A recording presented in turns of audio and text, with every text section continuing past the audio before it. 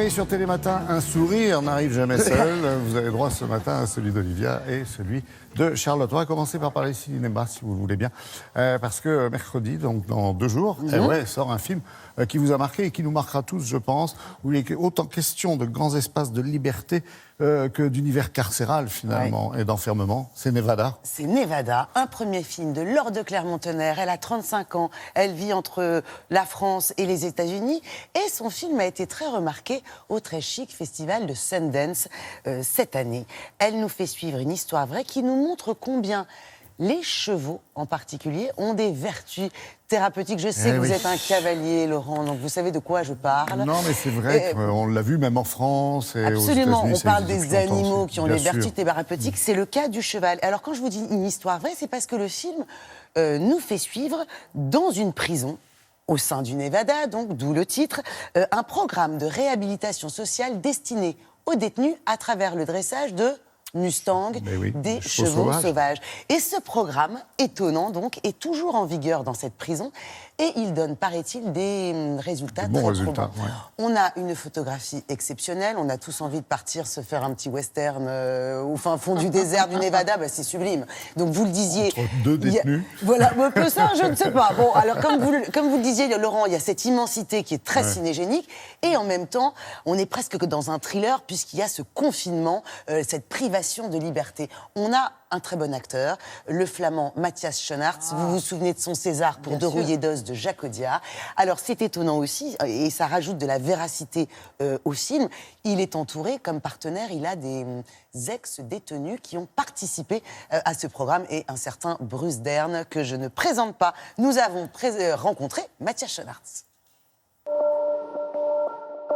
Bonjour Mathias. Bonjour. Merci d'être là, je sais que la nuit a été courte. Je me suis tapé 7 heures de route. Je viens d'arriver à 4 heures du matin. Parce que vous tournez là pour les Américains.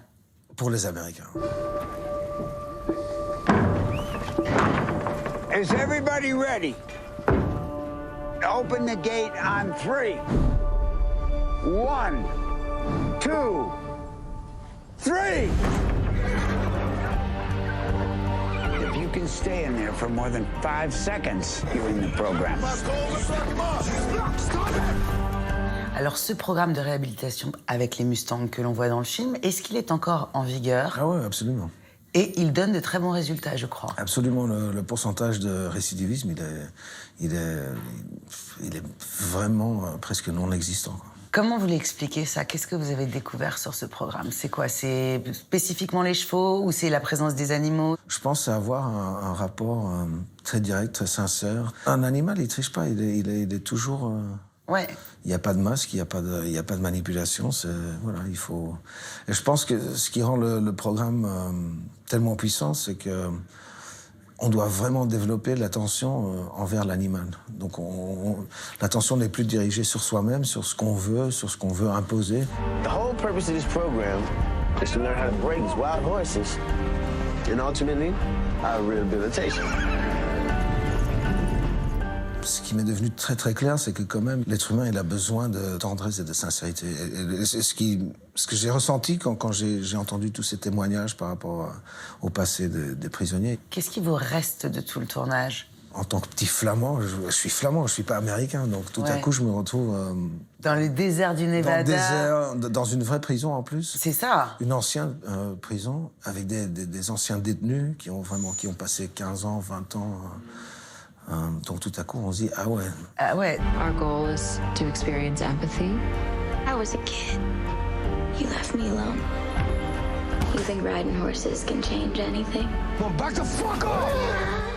Comment vous avez réagi, Mathias, la première fois que vous avez découvert le film? J'ai beaucoup aimé le film et je le dis pas parce que je suis censé le dire, parce que si j'aimerais pas le film, je le dirais aussi. Et alors ou je dirais rien. Voilà. Non, j'étais très content. Je trouve que c'est un film qui est très direct, qui est très frontal, qui est très poétique à la fois, qui est très dur. Bravo Mathias et merci. Merci beaucoup. Et donc, chère Charlotte, ce n'est peut-être pas une surprise pour vous, mais pour nous, ça veut dire beaucoup. Au générique, il y a un certain Robert. Robert Redford, quand même, la classe à Dallas, non? Bah ouais. On est pas rencontré. La classe vigneuse. Non, je ne l'ai pas rencontré. Robert Redford avait repéré Laure de Clermont-Tonnerre lorsqu'elle avait présenté son premier court-métrage qui parlait déjà des vertus thérapeutiques des animaux à Sundance. Et il avait été la voir en lui disant « Mademoiselle, nous avons une passion commune, le cheval ». Je vous rappelle que Robert, il a plein de qualités, dont celle de murmurer à l'oreille des chevaux. C'est murmuré, je croyais qu'il criait, moi, à l'oreille des chevaux. Non. Donc, il est producteur exécutif sur ce film. Le film est déjà sorti aux États-Unis, c'est ça? Et ça n'est pas une petite sortie, Laurent, puisqu'il est déjà distribué dans plus de 150 salles. Et je rappelle que c'est un film indépendant. Vous n'avez pas de grosse tête d'affiche. C'est pas un sujet hyper commercial, hein, on va dire. Non. Et donc, ce sont des bons signaux pour l'avenir de ce film qui sort chez nous ce mercredi.